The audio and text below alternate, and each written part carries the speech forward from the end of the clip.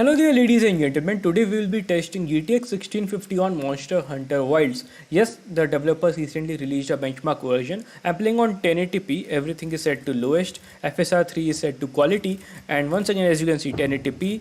Let's go, let's start the game. As soon as we find a good spot, in the prologue section the game is giving go. us around And 40 then we can get FPS started. as you can see. This is gonna be great.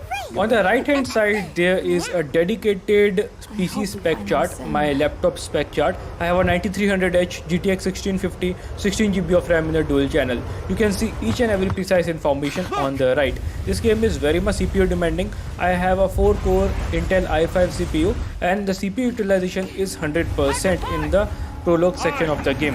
And the GPU is getting utilized around 97%.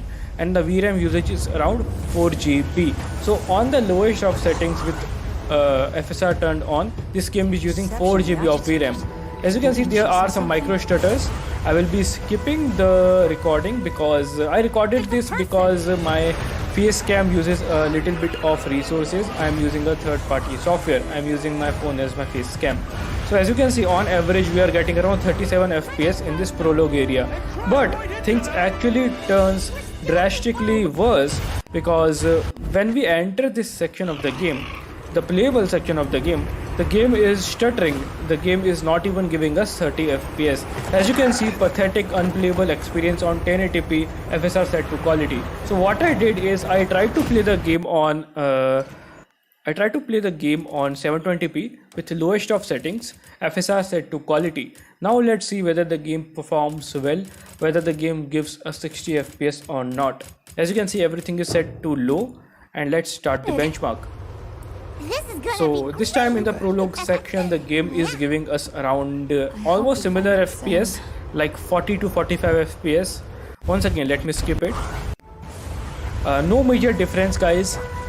In the prologue section specifically, the game is playable indeed, but it is only giving us 44 FPS on average. Let's actually watch it a little bit more.